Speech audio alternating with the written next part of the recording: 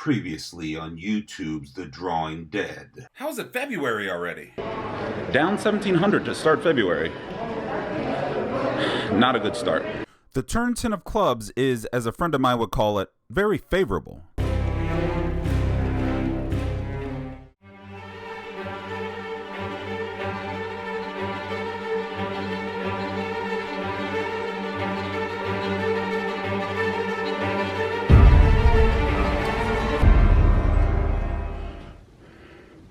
We're vlogging tonight. We're not vlogging like this though. I'm a mess. So we are post-treadmill, pre-shower, and then put some clothes on, sit down for a second, then poker. That treadmill though, am I right? Hours and hours and hours after my run on that damn treadmill, it is time to go play poker. Right now.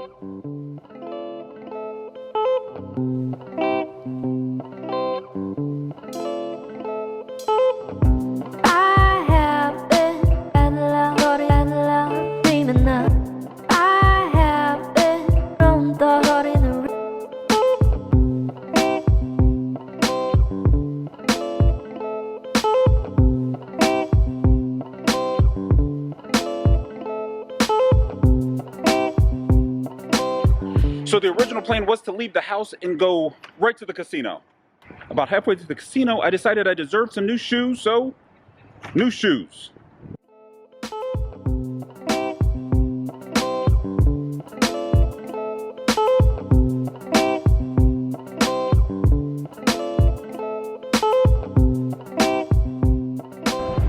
Back at Hollywood on a random Tuesday night, February, who knows, 12th?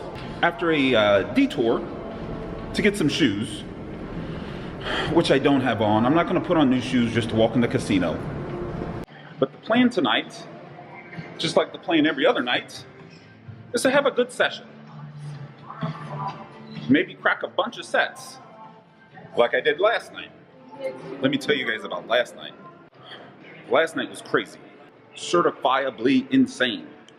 My first 10 hands in, I flopped or turned 3 sets.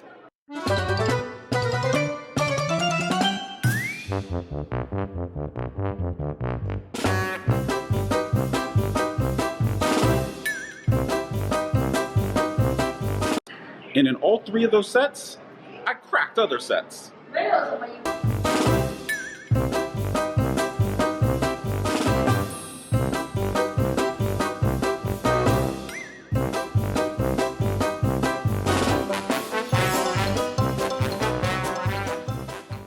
Nutty. All kinds of bonuses. Decent night last night. Let's make tonight a night like last night.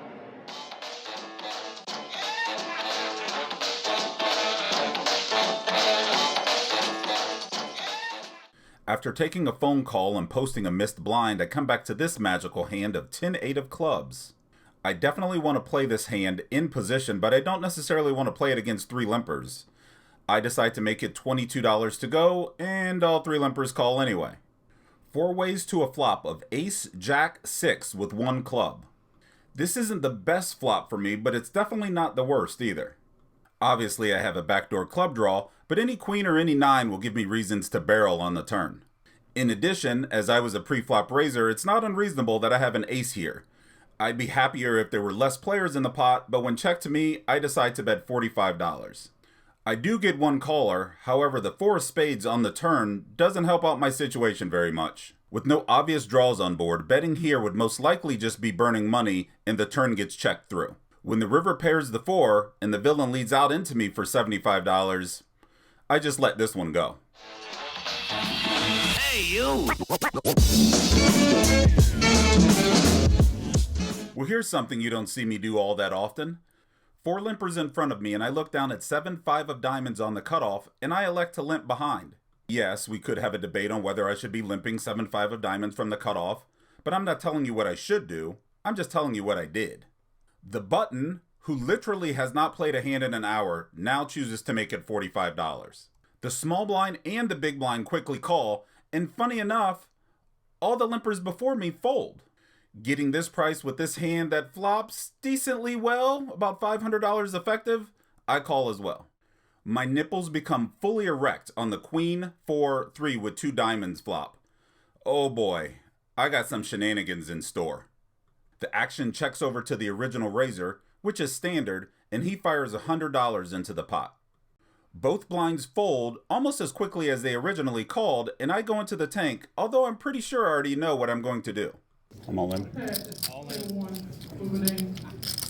The button is pained by my shove. He goes into the tank for a long time. He's a pretty decent player, but I knew this session he had been running pretty badly. The fact that he had lost a bunch of flips and lost with a bunch of overpairs definitely factored into me shoving here. After about 2 long minutes, he does decide to fold, and I guess he's finding out the same time you guys are finding out that he most likely had the best hand.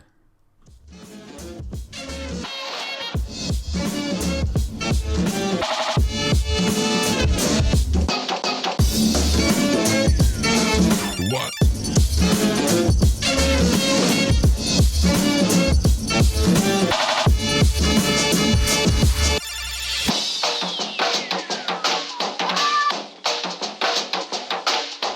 So I get pocket 5s and call $12 pre-flop, just like about 18 other people do.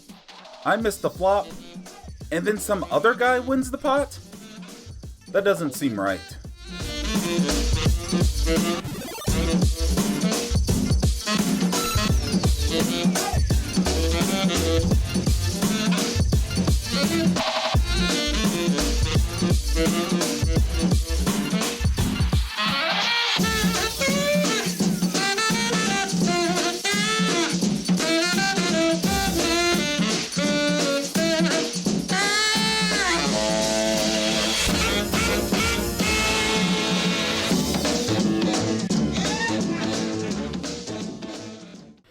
Okay, this is a really confusing hand, so you're going to have to bear with me here.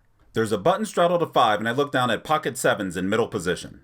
The small blind calls the 5, the big blind calls the 5, a guy limps in for 5, and then the next guy raises it to 8. Yes, a $3 raise. I call the 8, the guy next to me calls the 8, the button calls the 8, the small blind calls the 8, the big blind calls the 8, and the original limper calls the 8. We see the flop 7 ways. 7 twice. After all of that, after all 27 people have called the $8, the flop is checked to me. Apparently none of them have anything, and I bet $20, and only the button calls me. Everyone else folds. Everyone.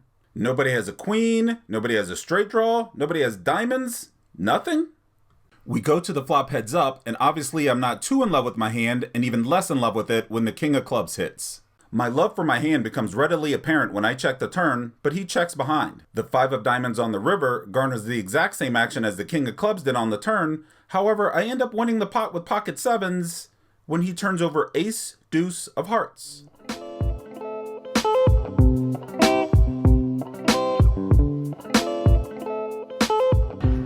It's funny because most mid-session updates, I come out to the mid-session update and I have an idea of what I'm going to talk about.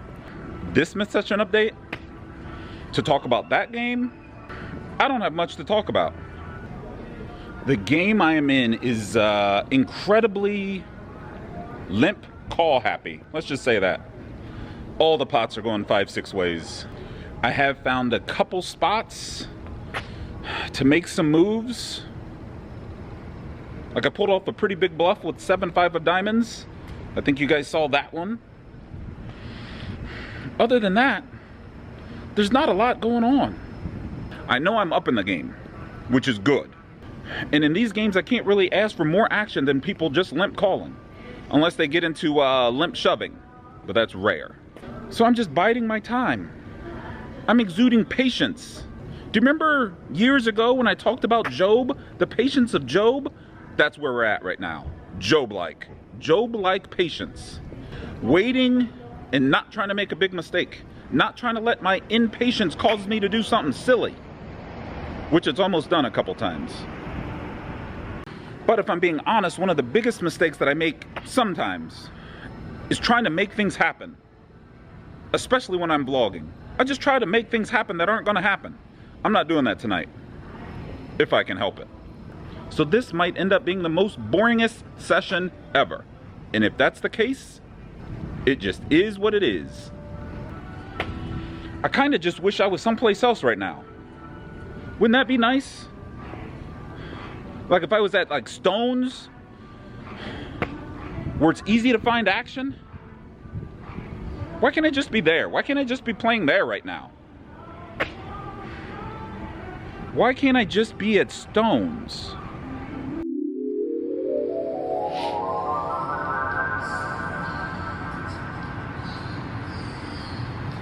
Where am I?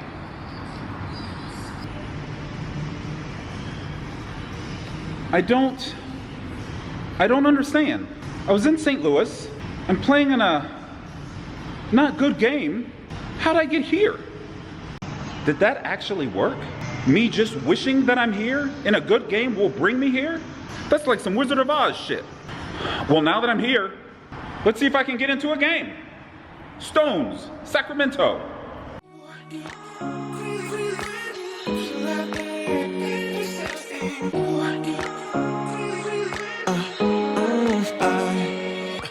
Every night I'm going on the grid, texting back, I want you, hit you up, I'm on the other side, I miss you, take you off, I came in way too strong, cannot keep it low key, got me drugged, your pheromones hit the roof, auto, your taste, it's really a bad reception out there. Picking up the action at Stones, we're about an hour into a 2-5-10 game. I've already doubled up and I'm definitely seen as a gambler at the table. That might have something to do with the fact that I just got in $1,200 with 4 high, but we'll talk about that later. In this hand, I am the under the gun straddle, and when the button raises to 30, I look down at a very defendable ace-10 of clubs and decide just to call. A very persuasive argument could be made in a button versus under the gun straddle configuration that I should be raising ace-10 of clubs here the vast majority of the time. Unfortunately, I don't have any information on the button at all and choose the safer route. As far as flops go, Queen 6 Jack with 1 club should be pretty good for the button, and I'm actually really shocked when he doesn't continuation bet. The flop goes check check. With the button showing weakness on the flop and the 4 clubs improving my equity on the turn, I feel a bet here is definitely warranted. I choose to make it $50 and he quickly folds. At this point of the game, I've been running really well, I think I've been playing pretty good, and I kind of feel like I'm the king of the world! Wow! In other words, I'm kind of feeling myself. A little bit too much, as we'll soon find out. The $10 under the gun straddle is on and it's been folded to me, and I look down at 4-6 of hearts in the cutoff. I choose to make it $35 because I'm the king of the world! the big blind is my only caller and we see the flop heads up. The flop brings a swamp card from Magic the Gathering, a green Uno 0 card, in the back of another Uno card. The big blind checks it over to me, but I've whiffed this flop completely, so I check it back. The Costco card on the turn brings in the bulk food draw, but the big blind checks again. Obviously, the Costco card helps me because a Costco card helps everybody, and I choose to bet $60. Apparently, the big blind likes to buy his toilet paper in bulk, just as I do, and he check raises me to $200. Well, so much for all that King of the World BS. At this point in the session, I believe we're 5-handed, and most of the table appears to have switched into playing fit or fold. When I look down at this monster in the big blind. Sure, it's not a real monster, it's more like a kid's monster. Like Wario. Kinda strong, but not very impressive. But all I really need to do is get through the straddle, so I make it 30, but he's having none of that. And we see a flop, heads up.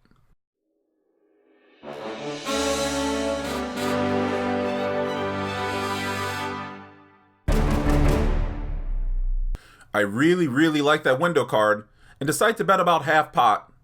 He comes along for that as well. The 7 of diamonds on the turn does put 2 diamonds on the board, but that doesn't change much, especially since I'm holding the king of diamonds.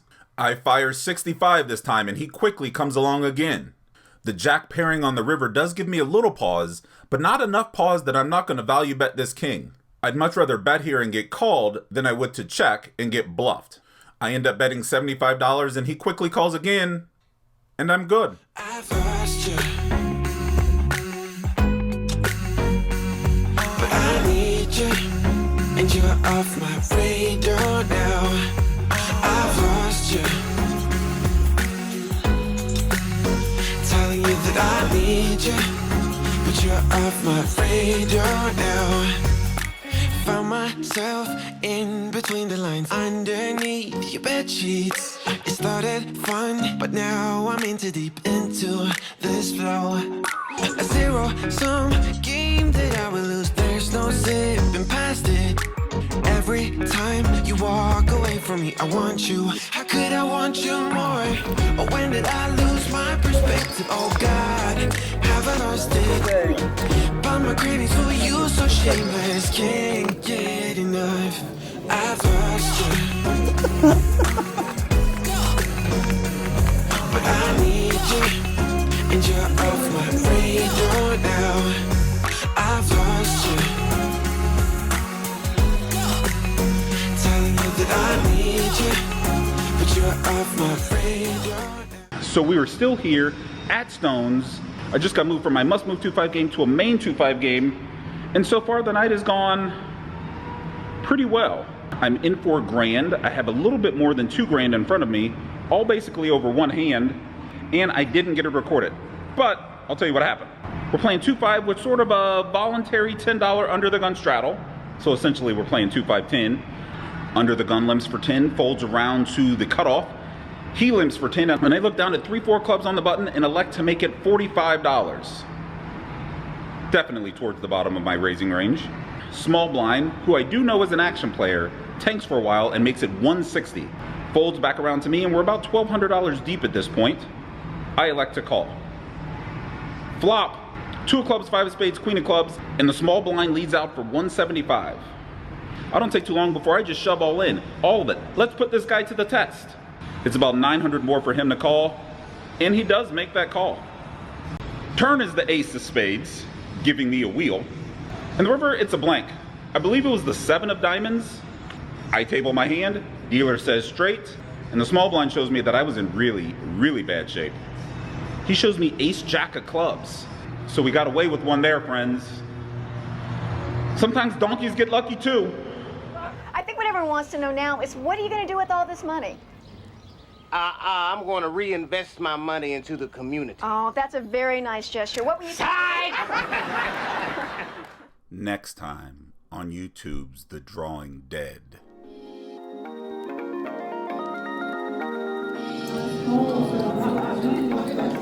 But I think it's time to get back to St. Louis.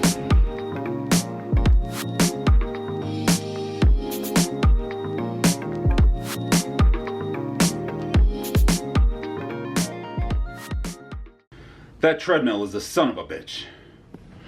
Before any vlogs pop off,